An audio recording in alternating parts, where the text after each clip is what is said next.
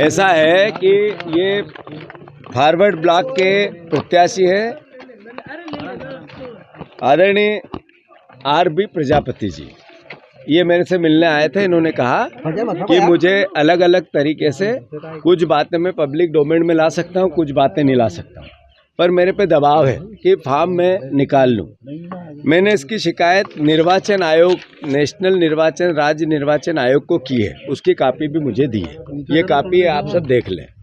उसके बाद ये मध्य प्रदेश के जंग बहादुर गिल, मध्य प्रदेश के अध्यक्ष हैं ऑल इंडिया फॉरवर्ड ब्लॉक के, उन्होंने भी निर्वाचन आयोग को जो शिकायतें दी कि ये गिल साहब आदरणीय स्वतंत्रता संग्राम सेनानी परिवार से है, इन्होंने भी वो कापियाँ भी शिकायत में यही कि हमारे प्रत्याशी को डराया धमकाया और प्रलोभन दिए जा रहे हैं।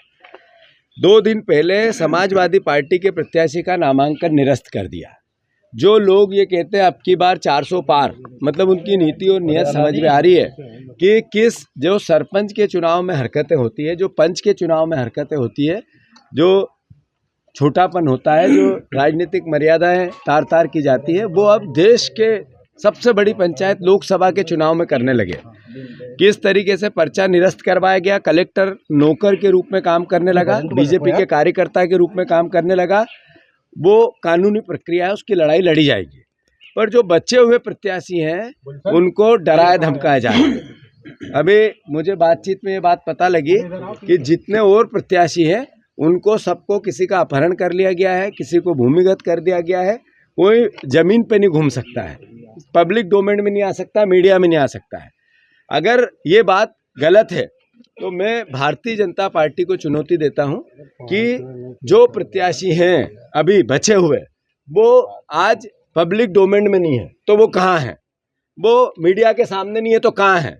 क्या बीजेपी के जो अध्यक्ष हैं वो बिहारी स्टाइल में, या मैं माफ़ करें जो फिल्मों में हम देखते हैं उस स्टाइल में चुनाव लड़ना चाहते हैं कि अपहरण कर लो, पैसे से खरीद लो, डरा लो, धमका लो, अलग अलग तरह की प्रशासनिक यातनाएं दे दो और कैसे भी सबके फॉर्म निरस्त करवा लो और फिर मैं चुनाव जीत के आ जाऊं? क्या भारतीय जनता पार्टी का देश के प्रधानमंत्री आज आ रहे हैं जबलपुर, इस तरह का देश बनाना चाहते हैं आप? इस तरह का नया भारत चाहिए था? ये तीनों पत्र मुझे सम्मानित एक प्रत्याशी ने दिए हैं फॉरवर्ड ब्लॉक के, जिन्होंने उनने शिकायत की, आरोप लगाए कि मुझे प्रलोभन भी दिया गया और अलग अलग बातों से कह गए कि आप पार्टी में आ जाओ, फॉर्म निकाल लो, प्रत्याशी के समर्थन में आ जाओ। क्या इस तरह की लोकतांत्रिक मर्यादाएं हैं? ये बीजेपी के सामने सवाल खड़ा होता है। अगर मेरा आरोप है एक भी प्रत्याशी ने फॉर्म निकाला और एक भी प्रत्याशी जो जमीन पे दिख नहीं रहा है, पब्लिक डोमेन में दिख नहीं रहा है, चुनाव लड़ने वाला घर में नहीं बैठता है, भूमिगत नहीं होता है, पब्लिक में रहता है, अगर नहीं हो रहा है तो बीजेपी उन लोगों को किस तरीके की तानाशाही पूर्ण रवैये से, गुंडागिर्दी से, अपहरण करके, भूमिगत डरा के धमका के इस तरह का चुनाव जीतना चाहती है। तो इस तरीके से अब की बार 400 पार होंगे, ये हमारा आरोप है। और मैं प्रशासन से, खासकर निर्वाचन आयोग से मांग करता हूं कि प्रत्याशियों को सुरक्षा दी जाए, खासकर खजुराहो के जितने प्रत्याशी बचे हैं उनको सुरक्षा दी जाए और उनको जो उनके साथ एक तरह से तानाशाही पूर्ण रवैया अपनाया जा रहा है उसकी उनकी रक्षा की जाए। अगर निर्वाचन आयोग ये नहीं करता है तो जैसे निर्वाचन आयोग पे पक्षपातपूर्ण आरोप लग रहे हैं वो सही साबित होंगे। मैं फिर से आदरणीय बहादुर सिंह जी को भी सुरक्षा दी जाए, प्रजापति जी को भी सुरक्षा दी जाए और बाकी लोगों को भी सुरक्षा दी जाए।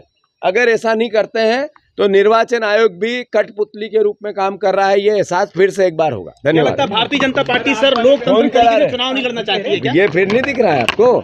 ये सारी बातें जो बताई ये आए, ये बातें क्या सिद्ध करती है? यही सिद्ध करती है। दूसरा ये हो गया मुद्दा। दूसरा, आज